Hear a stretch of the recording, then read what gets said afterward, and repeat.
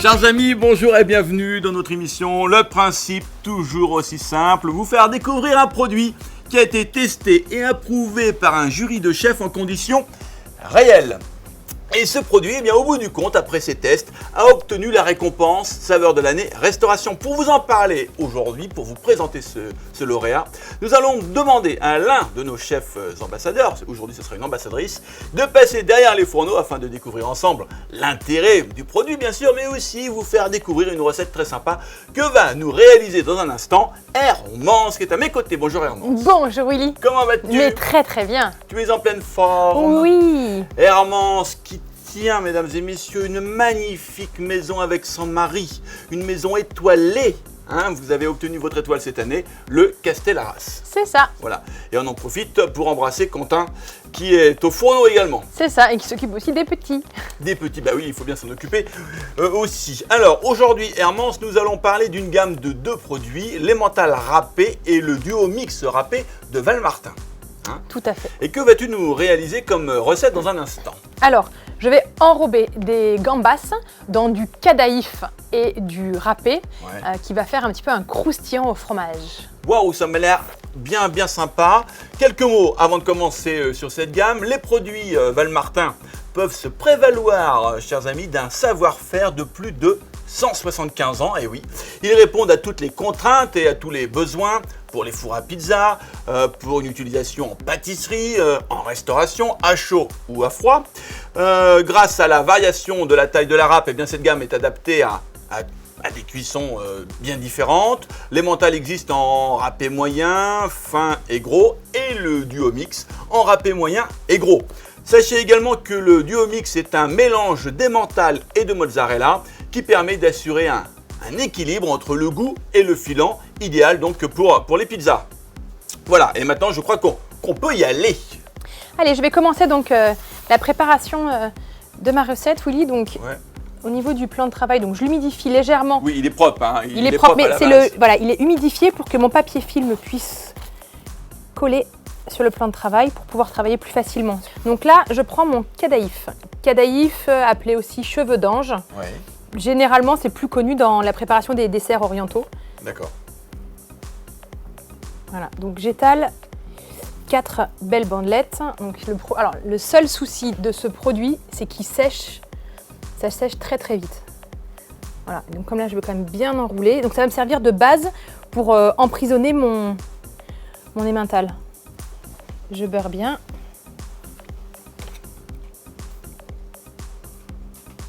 Donc là, on est juste sur un beurre fondu, il n'est pas... Non, voilà. Il n'est pas assaisonné. C'est juste un beurre classique fondu. Ouais. Parce qu'après, donc ces petits rouleaux de gambas, je vais les faire dorer à la poêle. Ouverture facile. Donc là, je parsème d'emmental. Alors là, tu travailles avec le fin, tu as choisi de travailler j'ai préféré le fin parce que ça va être une cuisson qui est assez rapide. Donc je pense que le fin va fondre quand même plus facilement. Donc recette au final originale, mais simple à réaliser. Ah oui, très simple à réaliser.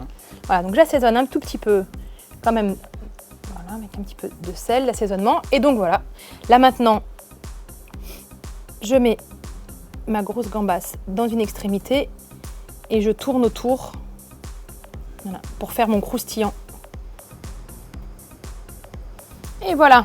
Donc par contre maintenant, ce qui est important, c'est de le mettre au froid pour que le beurre prenne, ce qui va vraiment figer la croûte autour de la gambasse et après on n'aura plus qu'à le dorer et déguster. Combien de temps au froid? Je sais pas, le plus de temps possible, mais allez, minimum. 5-7 minutes, ça te va? 7 minutes. Allez. On tranche? On tranche. Et bien c'est parti. Et pendant ce temps-là, rappelons que cette gamme a été testée en situation réelle, comme je l'ai dit au début de cette chronique, par un jury de chefs. Et voici quelques commentaires recueillis auprès de ces fameux chefs. Alors, les différentes tailles en fait s'adaptent bien pour les différentes utilisations. Le fromage réagit bien en cuisson. L'emmental a un bon goût. Et puis, quant au duo mix, eh bien, l'association de ces deux fromages est ingénieuse car elle combine le moelleux, le coulant et le généreux. Voilà, que de très bons commentaires. C'était également un vrai plébiscite pour cette gamme de fromages Valmartin. Donc Willy, on voit là le beurre à figer. Ouais. Donc je sors mes petits croustillants de gambas et emmental. Donc dans une poêle anti-adhésive chaude. Sans matière grasse en fait. Ah bah non, parce qu'en fait, Elle est dessus. on l'a là, la matière grasse. D'accord. Et on démarre sur une poêle cuisson, on est bien chaud comme Il faut thermostat. qu'elle soit chaude, hein. Oui, oui. Donc on démarre On départ sur une poêle chaude et après on va, tempéré. ouais, en fonction de comment croustille le cadaïf. D'accord.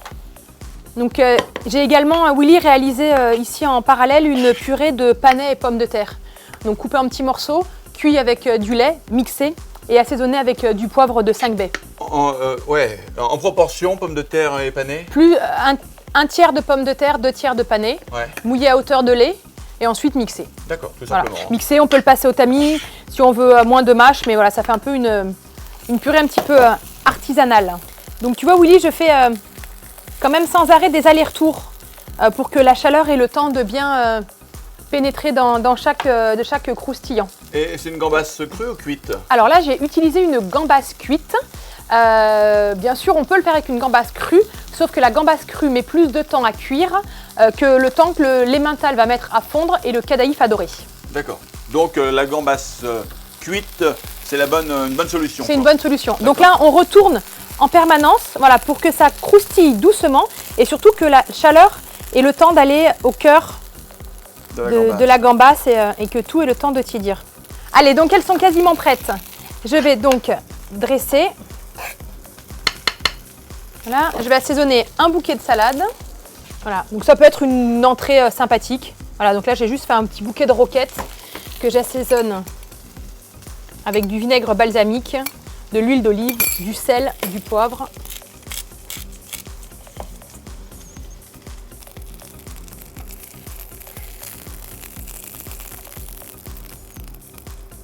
Alors pour une entrée, on n'en mettrait que 3, je pense. Oui. Eh bien, Donc super voilà. Hermance. Bravo. Bravo pour cette superbe recette facile et originale, réalisée avec les râpés de chez Valmartin. Et j'en profite d'ailleurs pour rappeler que dans la gamme, nous avons l'emmental râpé et le duo mix râpé. Voilà, avant de se quitter, juste je vous rappelle que la récompense saveur de l'année restauration est bien plus qu'un logo, c'est un signe de qualité attribué par des chefs pour les Chef, Merci, on vous embrasse. Bye bye. Ciao. au revoir.